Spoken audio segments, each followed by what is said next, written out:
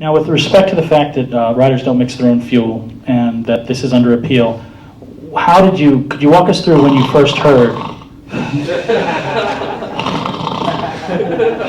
It's only a good 20 more minutes of this. When you found out, could you walk us through your actual finding out about the sanction, and how did it happen? I read it on morning news actually. Came to my hotel and Bruni said, "Hey, what's up?" I said, "I don't know." He called me and said, "Hey," and I checked on Motor Talk and I saw it, but it's no big deal, It's seems like it's a bummer for Chad more than me, and he's been dominating all the season, and he should have been champion tonight, and just for nothing, get 25 points off, and but it seems like if you appeal it, you're gonna get your points back, so it's no big deal. And final question from the podium. The 25 points did take you out of any contention for third, and we've seen you come out really strong, and we've seen you have races where you seem to peter off somewhat at the halfway point, and this was a very strong race for you. Did you feel there was anything to prove, that perhaps perception that you were using non-compliant fuel was helping your finishes, and that this was an opportunity for you to go out and have a strong finish? Say again? The 25 points being removed, Mike LaRocco is locked into third place. You've had two kinds of races this season. We've seen you very strong, and we've seen you also lose steam at about the halfway point. Did you feel being out there here in Salt Lake was an opportunity to prove the level rider you are, sans the appeal and all this other stuff, and that you weren't benefiting at all from fuel or any other business? No, but you're missing the point here.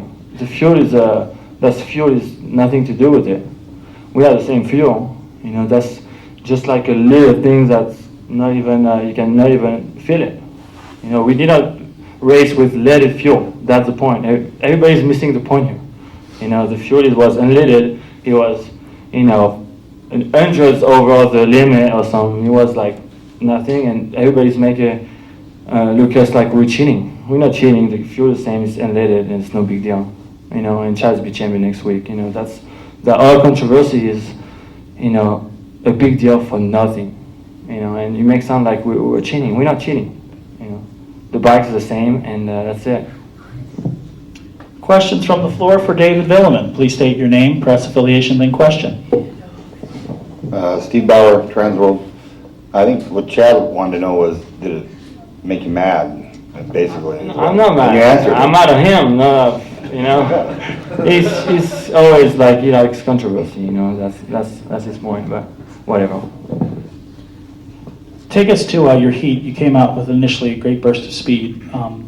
Were you, again, similar to the question I asked David, considering all the stuff, and it is unsettled and it's going to go to appeal, but did you feel angry, and that maybe coming out right off the gun that you kind of wanted to show just exactly how fast you were? No, I don't think we have anything to prove. I've won 10 races with, gas that is fine. We were tested in San Francisco and we're fine there. And unfortunately, there was a small problem last week and we were caught. But, I was the one that kind of was affected by it most, I believe. And, it's just an unfortunate thing, but I think it makes it exciting for the championship. And we'll be going to Vegas and, hopefully I can keep it together and pull off the title. With Friday being a certain surprise, your family flew in and it was thought that you'd lock the championship up. Was that especially difficult, having a lot of friends and family here and then getting that news on Friday? I don't think so. Whether I won the title tonight or not was nice to be able to see my parents. I only see them once a year, and it was cool to see them this weekend. And definitely was looking forward to winning the title this weekend and going on to next week and just having a good week and a good time in Vegas. But I'll have to go there and race and put 20 good laps together and get what I want. And a final question, one that the press corps keeps asking me to ask, so I thought mine as well.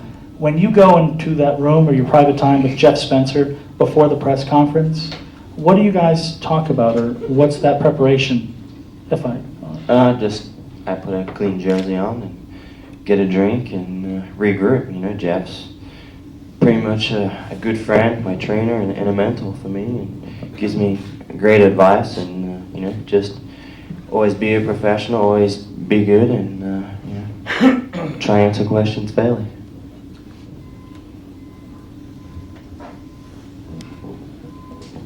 As you were going up to the podium, I noticed you weren't too happy about, you said something to the effect of kind of sad that a privateer could get the whole shot. What do you mean by that? I mean, anybody can nail a start, I mean, on a given day. Hoffmaster, he's an arena cross guy, he gets good starts. I mean, he's pretty much a factory arena cross guy. I mean, what I meant was just that we sucked. That's it. For the last few weeks, we've had an opportunity to interview you for Supercross Live, and it seemed when the points were 40 and higher, you knew you were going to do well and work hard, but there was a focus on the outdoors and going forward. And there was a real fire in you tonight. Do you attribute that to the closer points race? No, not really. I have been working hard at home, and this week I've had one of my best weeks of riding, both indoor and outdoor. And, you know, to be honest with you, I don't really, it's kind of bad to say, but I don't really like the points to be that close. I would rather lose by 40 and just know that you know, Chad was definitely the better guy than to lose by 2. I mean, it's kind of hard to swallow. I mean, and that's hypothetically speaking. You know, whatever I lose by, I had my mindset that I was going to lose it here tonight, and you know, Chad was going to get the championship, and we'd go to Vegas and just be racing for kicks. You know, no titles on the line. So it doesn't change the way I think or what my goal was here this weekend. But I just still am thinking about outdoors, and I'm also thinking about next year for Supercross. There's going to be more guys that can get the job done. And Chad has been out riding me every weekend, and I've been watching tapes, and I've been watching him and watching his heats and watching practice, and trying to learn as much as I can. And I think it's paid off, and my level right now is higher than it has been all season. The AMA sanctioned certainly 2 guys that affected you and Chad, and you know, David made his opinions known, as he has a right to, that he feels that non-compliance issue is not really a factor, and it's so minimal that it doesn't matter. But what's your opinion on the issue?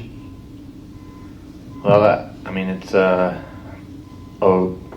hard to say. To be honest with you, I don't know a lot about fuel. I do know that someone's opinion of an aggressive move, like what happened to me earlier in the season, is a bit more up to the eye of the beholder than something set in stone like a fuel rule.